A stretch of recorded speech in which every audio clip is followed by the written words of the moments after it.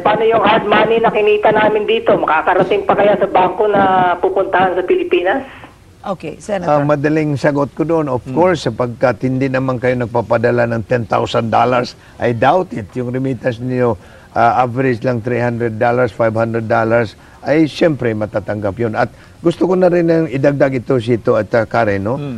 May balitang natanggap namin na sa Lunes, makipagpulong yung representatives ng FATF. Darating sila sa mga linggo. senador. Oh, good, At ang posisyon ko naman niya, pakinggan natin. Because kailangan maproteksyonan din natin ang karapatan ng ating bayan. Okay. Alright. Mang Dong, narinig niyo po yung kasagutan ni Senator. Huwag daw kayo mag-alala dahil lang mga nire-remit niyong pera, yun daw po, usually, no, yan ang hindi iniimbestigahan. Wala nang background check kailangan ng bangko dyan. Let's say, ang sabi lang niya kasi 300. Let's say, I said $10,000 or $15,000. Ibig sabihin, hindi makakarating?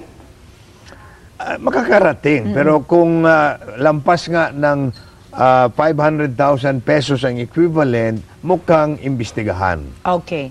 Alright? Checkin muna kung kanino mo ipadadala. Kung ipadadala mo ba sa misis mo, sa darling mo, o sa kumpare mo. Pero sa pamilya mo, dito kung mayroon kang magandang overtime or what, you can send any $1,000 kung depende naman doon sa kita mo. Ibig sabihin, pag malaki na yung pinadala mo, let's say $5,000 or $10,000 a year, di ma-hold kaya yun?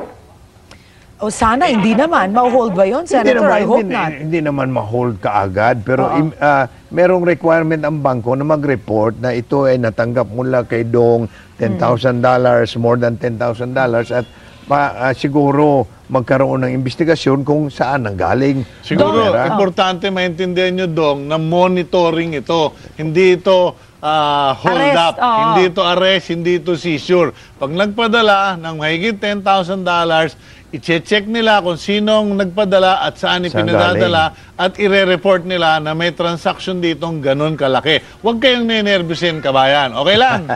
Alright. At yan po si Dong Ledesma mula sa Riyadh, Kingdom of Saudi Arabia. Magbabalik ang Kamusta Kabayan. Lahat ng inyong katanungan tungkol sa anti-money laundering law. Pag-usapan sari-saring bagay, ating pag-isipan, yaring buhay-buhay, ipangalandakang Pilipino. Sa kabayan, Tuloy at pilaton lang kayo. Ang usapin ukol sa mga amendments sa anti-money laundering law ay di lang panggobyerno. Kasangkot din ang bawat mamamayan sa parusang ito, lalo na ang mga Pilipinong naninilbihan sa ibang bansa.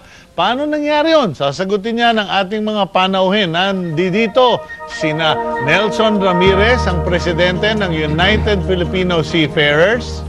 At kasama rin niya si Ginoong Noel Josue, ang Executive Director ng Kaibigan. Ito ang grupo ng mga OFWs. Okay, at mula sa banking sector, sasamahan din tayo ni Art Quibal, ang Senior Vice President for Telemoney Marketing ng RCBC. Okay, pero balikan po natin si Senator Nene Pimentel. Ito, instead na talaga ito gusto ko malaman, bakit may perception ng taong bayan? Tingnan mo yung caller sa US, at ito yung even sa radyo, ang perception nila, ang Senado, hindi nagtrabaho. Doon sila nagkamali. Parang pinabayaan na maabot ng deadline. Parang imbis na kung parang unahin na lang daw yun, pinahabol pa hanggang dulo. No, hindi naman ganoon sapagkat actually may time pa yon. Ang problema lang nabulabog nga sapagkat bago natapos yung official act, mukhang pinadala na ang kopya doon sa FATF at nireject na. Wala pa nga pirma si Gloria Macapagal-Arroyo, hindi pa napadala sa kanya. Doon nabulabog yung sitwasyon at nagkakagulo na. Ang ibig niyo sabihin may gumagapang, may maareglo. Merong mayong moles well, doon sa loob. inamin naman, sir, ni Secretary Camacho that they inform the FATF of the amended version. Pero would No, hindi ganoon eh. Hindi ganoon? Hindi ganoon kasi ang primary suspect doon, ang Agile. Dahil yung Agile, meron silang parang access, labas-pasok, doon sa Bicameral Conference Committee, which is supposed to be off limits to other people, pero labas-pasok sila. Kanina inadmit yung nung babae, si Miss Banigid, na parang siya ang resident, representative ng Anti-Money Laundering Council ng FATF dito sa Pilipinas. She was there on the first day of the BICAM conference. Okay. Matanong ko lang itong mga kasama natin.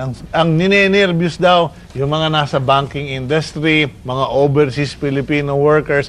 Matanong ko nga lang kayo, iisa-isahin ko na kayo. Sa sektor mo ba, paano ang epekto sa'yo, pare ko? Ito kasi ang nangyayari, Chito. Sinasabi ni Senator Pimentel na wala namang individual daw na OFW na nagpapadala ng $10,000 US dollars. Ngunit iba yung pagpapadala ng mga seafarers kasi in bulk yun ang pinapadala nila sa isang barko. May 20 Pilipino doon. Ang sweldo ng kapitan is $3,000. Say for example, ang basic niya is 2,500. Sa buong barko, mga 15,000 na yan. Ngayon, kung yung kumpanya na yan, say for example, yung Evergreen, na merong 50 ka barko dito, times 15,000 sa 50 ka barko, malaki na po yun. Pero ang mangyayari po dito kasi ganito, di isa-isahin yan, kailangan pa ng passport, kailangan pa lahat ng certification, o usisahin pa yan ng bangko. Kapag they will undergo this process, of course, the bank will hire more employees. And if they will hire more employees, of course, they will be charging more. Ngayon, kung ako ang ship owners, sabihin ko, hindi na ako kukuha ng Pilipino, kukuha na lang ako ng China because they didn't do it in China. Sa China, walang banking, walang anti-money laundering law sa China. My goodness. Yan nga po. Yan nga po. Ang gagawin ko dito, kung akong ship owner, I will go to China. We are already threatened by China, by these Chinese seafarers because they are very cheap and they are 20 to 30% cheaper than the Filipino seafarers. We have already this kind of threat. May nangyari na ba? Kasi sinasabi natin, threat Naranasan nyo na ba? Dito sa hindi po naman napapatupad ng sanction ng FATF. Yun naman ang nangyayari ngayon. Ngunit kung mangyayaring ipapatupad talaga yung sanction ng FATF, ay talagang maapektuhan tayo. Kasi gaya ng sinasabi natin na ang gusto kasi natin yung maraming predicate crimes. Ang gusto ng ipalabas ng FATF at tatlo lang ang gustong susundin natin. Ang Nauru na blacklisted dahil sa corruption. Ang Ukraine na blacklisted dahil sa yung black market ng kanilang pera. So iba dapat sundin natin yung mga predicate crimes. And not only that, si Noel kasi, time out ka muna. Naka-blood ka na dyan. Kasi si Noel, directly naapektuhan na. Ikwento mo paano ka naapektuhan. Sa akin, ang experience ko kasi yung misis ko nasa Houston, Texas. At from Texas, mag-mail siya ng cheque sa MB New York, no? So ito yung correspondent bank dito. Tapos from New York, pupunta ngayon sa Pilipinas, yung local bank dito. Pagdating dito, binibigyan nila ng 15 days na holding period. Wala pa tayong sanction noon, 15 days holding period. Hindi. Walang kaalaman sa FATF yan. Wala pa, Philippine banking system, kurakot ang tawag pero dyan. ang problem niyan, kung may sanction, more than 15 Pero days did you pa. experience that before? This 15 days? Dati mabilis. 2 araw lang. Mga 2 araw lang, ganyan. Okay. 2 to 3 days Pero lang, ipinaliwanag ng bangko, ba't nila hinold yung pera? Hindi, sabi nila, kiniklear pa nila eh. Yun. Okay. Dati naman yun. Clearance. Sa RCBC, dahil suki natin na RCBC, matitino eh. Sa RCBC ba normal yun, sir? Kinakabahan ako sa mga questions nyo eh. Hindi. Inaabot ba na, kunyari, mag-transfer yung kamag-anak ko. Normal ba na abutin na 15 days sa bangko ang clearing? Sa mga bangko, the following day or even at the same time, nare-remit na yan eh. Natatransfer na sa account. If it is for credit to an account of an individual, ora mismo nandun na yun. Or if it is a pick-up over the counters, the following day. If it is a door-to-door cash delivery, the following day or maximum of 3 days. Especially kung yan nasa labas ng... may special bang dahilan? Kasi ang asawa ko, laging biktima niya noon, kanya tumigil na kami dyan sa isang American bank. Siya, American bank na naman, na inaabot from anywhere from 15 to 45 days ang clearing daw. Baka naman cheque yung pinambayad. Yung pinadala niya, cheque. So, clear talaga yon. Ayun. That will be sent for collection. Normally, 30 to 45 days. Ayun. Bago natin ipagpatuloy ang ating diskusyon, meron na naman tayong viewers, syempre, makikisali